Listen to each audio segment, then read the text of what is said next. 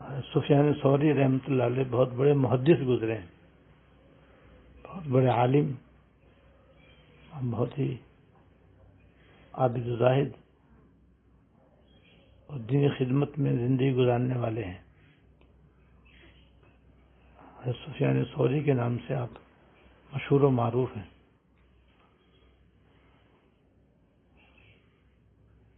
ان کے زمانے میں ایک صاحب تھے، اب ان کا نام اس وقت مجھے یاد نہیں آ رہا، وہ ان کی خدمت کرتے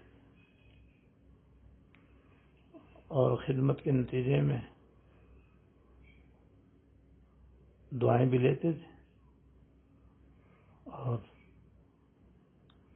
یہ سعادت بھی حاصل کرتے تھے۔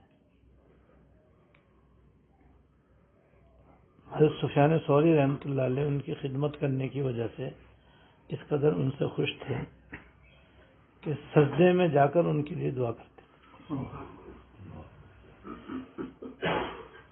کسی بزرگ کا کسی کے لیے اس طرح سے سجدے میں جا کر دعا کرنا کتنی بڑی سعادت ہے، اور دعا بھی یہ کرتے تھے کہ یا اللہ انہوں نے میری دنیا کی کفالت فرمائی ہے، یا اللہ آخرت کی کفالت آپ ان کی کر لیجیے۔ اتنی بڑی دعا۔ وہ یہ جو تھے بزرگ جو ان کی خدمت کرتے تھے، ہر مہینے ان کی تمام ضروریات کے لیے 1000 درہم خرچ کرتے تھے۔ کسی چیز کی بھی ضرورت ہوتی بس انہوں نے اپنے ذمہ لے رکھا تھا کہ میں ان کی آپ اپنے دینی خدمت میں لگے رہو، میں آپ کی کفالت کرتا ہوں، جو بھی آپ کی ضروریات ہوں گی میں انشاءاللہ مہیا کرتا رہوں۔ اس طرح سے کسی بزرگ کی خدمت اور پھر اس کے نتیجے میں دعا مل جانا بہت بڑی نعمت ہے۔ ایک مسلمان بھی اگر کسی دوسرے مسلمان کے غائبانے میں دعا کرے تو دعا قبول ہوتی ہے۔ تو ایک دعا جو ہے یہ ایک بہت بڑی دولت ہے، یہ بہت بڑی نعمت ہے، اس لیے ہمیں ایک دوسرے کے حق میں دعائیں کرتے رہنا چاہیے۔ بہرحال اسی طرح سلسلہ چلتا رہا۔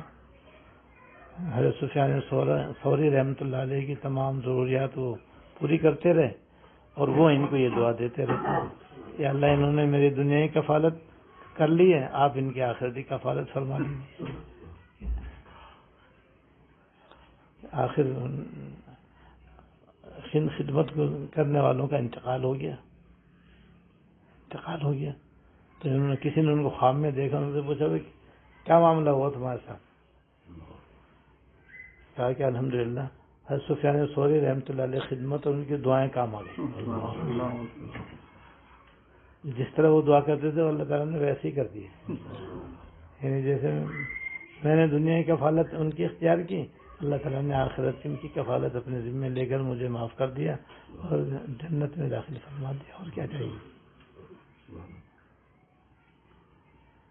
یہ دعا جو ہے نا بڑی دولت ہے، بڑی نعمت ہے، اس لیے ایک دوسرے کے حق میں دعائیں کرتے رہنا چاہیے اور ایک دوسرے کے طرف سے غافل نہیں رہنا چاہیے۔ ہم لوگ جو ہے دعا کو معمولی سمجھتے ہیں، حالانکہ دعا بہت بڑی عبادت ہے، یعنی دعا قبول ہو یا نہ ہو خود مانگنا عبادت ہے۔ حدیث میں آتا ہے دعا ہو العبادہ، دعا خود عبادت ہے، یعنی کچھ ملے نہ ملے مانگنا بھی عبادت ہے، کیونکہ حکم ہے اللہ تعالیٰ کا۔ تو اس کے بعد اللہ تعالیٰ عام طور پر کسی کی دعا رد نہیں کرتے ہیں، خاص طور سے جب کوئی اخلاص سے کسی کے لیے دعا کرتا ہے تو اللہ تعالیٰ رد نہیں فرماتے۔ مگر ہم لوگ سمجھتے ہیں دعا کا مطلب کچھ اور ہے، کچھ اور، یعنی دعا کا مطلب ہم کچھ سمجھتے ہیں اور دین میں مطلب اس کا دوسرا ہے۔ ہم تو یہ سمجھتے ہیں جو کچھ ہم مانگ رہے ہیں بس وہی ملے، اگر وہ ملے تو سمجھتے ہیں ہاں دعا قبول ہے، وہ نہ ملے تو کہتے ہیں دعا قبول ہی نہیں ہوئی، دعا قبول ہی نہیں ہوئی۔ یہ صحیح نہیں ہے۔ دعا قبول ہونے کا مطلب یہ ہوتا ہے کہ یا تو جو کچھ ہم مانگ رہے ہیں وہی مل جائے، اسے بھی دعا قبول ہونا کہتے ہیں، جسے عام لوگ بھی دعا قبول ہونا سمجھتے ہیں، لیکن کبھی ایسا ہوتا ہے کہ ہم جو کچھ مانگ رہے ہیں وہ نہیں ملتا، اس دعا کے بدلے میں اللہ تعالیٰ کسی آنے والی بڑی مصیبت اور تکلیف کو دور کر دیتے ہیں، یا کوئی اور نعمت عطا فرما دیتے ہیں جو ہم نہیں مانگ رہے، ہمیں اس کی ضرورت ہے، تو یہ بھی دعا کی قبولیت میں داخل ہے۔ وجہ یہ کہ اللہ تعالیٰ جیسے وہ حاکم ہے ایسے وہ حکیم بھی ہے، جو کچھ ہم مانگتے ہیں وہ ہماری مصلحت دیکھتے ہیں کہ جو کچھ یہ مانگ رہا ہے یہ اس کے لیے مناسب ہے یا نہیں، یہ کچھ اور مناسب ہے یا یہی مناسب ہے، پھر ہمارے حق میں جو بہتر ہوتا ہے وہ عطا فرماتے ہیں۔ جیسے بچہ ماں باپ سے اگر انگارہ مانگے تو ماں باپ دے دیں گے؟ کبھی بھی نہیں دیں گے، چاہے کتنے روئے، کتنے چیخے، کتنے چلائے، ٹافی دے دیں گے اس کے بدلے میں، یا اور کوئی چیز دے دیں گے، لیکن وہ نہیں دیں گے جس سے اس کا ہاتھ جلے اور اس کے کپڑے جلے۔ تو بعض دفعہ بندہ اپنی سمجھ سے جو مانگ رہا ہوتا ہے وہ بالکل سولانے صحیح مانگ رہا ہوتا ہے، یعنی سمجھتا ہے کہ جو کچھ مانگ رہا ہے بالکل صحیح ہے، لیکن حقیقت میں وہ صحیح نہیں ہے۔ جیسے بچہ بھی تو یہ چیخ رہا ہے، چلا رہا ہے کہ انگارہ دو، کتنا خوبصورت ہے، کتنا چمکدار ہے، لیکن ماں باپ جانتے ہیں کہ اس کے حق میں مفید ہے یا نقصان دہ، اس سے جو مانگتا ہے وہ نہیں دیتے، تو دوسری چیز دے دیتے ہیں، دوسری نعمت دے دیتے ہیں، یا کوئی دوسری مصیبت جس سے بچنے کی دعا ہی نہیں کر رہا اور وہ مصیبت آنے والی ہے، تو اللہ تعالیٰ دعا کی بدولت وہ مصیبت ٹال دیتے ہیں۔ یہ بھی دعائیں قبولیت ہے۔ کبھی ایسا ہوتا ہے کہ اللہ تعالیٰ اس دعا کو آخرت میں جمع کر دیتے ہیں کہ یہ دنیا میں جو کچھ مانگ رہا ہے یہ تو نبی ملے گی تب بھی سے کام چل جائے گا، لیکن آخرت میں جس فلاں چیز کی جو اسے ضرورت ہے، جس کی دعا بھی نہیں کر رہا، اور وہاں اس کو اس کی ضرورت پڑے گی، اور اللہ تعالیٰ علیم و خبیر ہے، لہذا اس دعا کو اللہ تعالیٰ مہر لگا کے رکھ دیتے ہیں کہ جب یہ آخرت میں جائے گا تو اس دعا کے بدلے وہ دے دیں گے جو اس میں مانگا بھی نہیں ہے۔ وہ یہ بھی ایک دعا کی قبولیت ہے، بہت ہی اعلیٰ درجے کی قبولیت ہے بھائی، کہ ٹکا مانگا اور 1 کروڑ دے دیا، سبحان اللہ۔ تو یہ دنیا مانگی ہے جیسے کوئی حقیقت ہی نہیں ہے، اللہ تعالیٰ اس کے بدلے آخرت کی نعمتیں عطا فرماتے ہیں جو یہاں کی نعمتوں سے کروڑ گنا بڑھ کر ہے۔ یہ بھی دعائیں قبولیت ہے۔ ایک اور واقعہ یاد آیا، وہ دعا سے متعلق نہیں ہے، سبق لینے سے متعلق ہے۔ اللہ تعالیٰ نے حضرت عیسیٰ علیہ السلام کو مردوں کو زندہ کرنے کا بھی معجزہ عطا فرمایا تھا۔ مردوں کو زندہ کرنے کا بھی اللہ پاک نے ان کو معجزہ عطا فرمایا تھا۔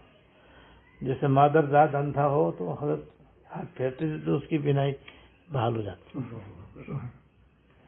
گونگا ہوتا، بہرا ہوتا، کوڑی ہوتا اور پیدائشی ہوتا جس کا ظاہراً کوئی علاج نہیں ہے، وہ ہاتھ آپ کے ہاتھ پھیرنے سے اللہ کے حکم سے وہ ٹھیک ہو جاتا۔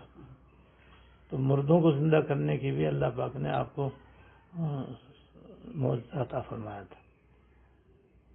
تو ایک مرتبہ بنی اسرائیل نے درخواست کی کہ حضرت آدم علیہ السلام کے بیٹے جو سام ہیں، آپ اللہ تعالیٰ سے دعا کریں کہ وہ زندہ ہو جائیں تو ہم ان کو دیکھیں کیسے ہیں، ان سے بات کریں۔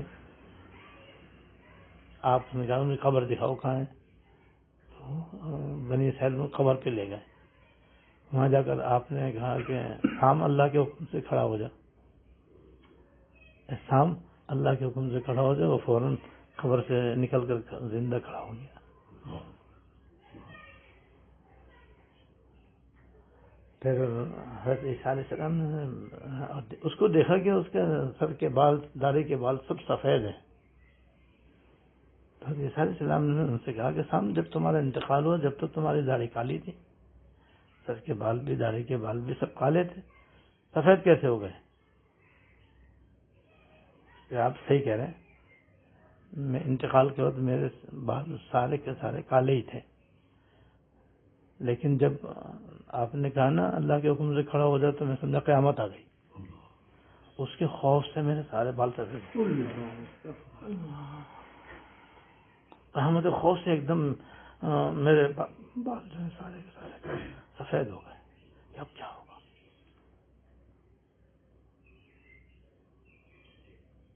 پوچھا بھائی تم انتقال ہوئے کتنا عرصہ ہو گیا؟ 5000 سال ہو گئے. 5000 سال کے بعد حضرت عیسیٰ علیہ السلام نے ان کو زندہ کیا تو وہ زندہ ہو گئے. تو بھئی قیامت کا دھڑکا ایسا ہے. جیسے جگر مراد آبادی کا شعر ہے نا، پینے کو تو بے حساب پی لیا بھائی یوم حساب کا دھڑکا.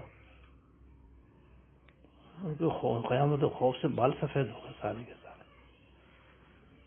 ایسے خوفناک دن ہے، ہولناک دن ہے بھائی.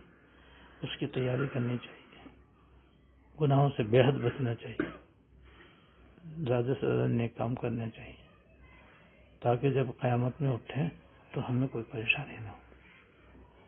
جو نیک دنیا سے جائے گا، اللہ تعالیٰ کا فرما بردار و تابع دار بن کر دنیا سے جب اٹھے گا، اسے کوئی غم نہیں ہوگا، کوئی خوف نہیں ہوگا. اس لیے بھئی قیامت کا دن بس یہ ڈرنے کا دن ہے، یہ بہت ہی زیادہ خوف کا دن ہے. اللہ تعالیٰ ہم سب کی اپنے رحمت سے خاص اللہ تعالیٰ ہم سب کی مدد فرمائے اور ہمیں مرتے دم تک ان کاموں کی توفیق دے جو اللہ تعالیٰ کی رضا کا ذریعہ ہوں، اور ان گناہوں سے بچنے کی ہمیں ہمیشہ توفیق دے. اگر ہو جائیں تو سچی توبہ کی توفیق دے کہ ہم توبہ کرتے ہوئے، گناہوں سے بچتے ہوئے، نیک کام کرتے ہوئے ایمان کے ساتھ دنیا سے رخصت ہوں. اور اللہ تعالیٰ قبر کے عذاب سے بچائے، محشر کی تکالیف سے بچائے، اپنے عرش کا سایہ اپنے رحمت سے عطا فرمائے، حضور کی ہمراہی عطا فرمائے. دعا سے کام چلے، دعا بھی اور کوشش بھی، دعا بھی کرے آدمی، کوشش بھی کرے. اللہ تعالیٰ توفیق عطا فرمائے. آخر دعوانا الحمدللہ.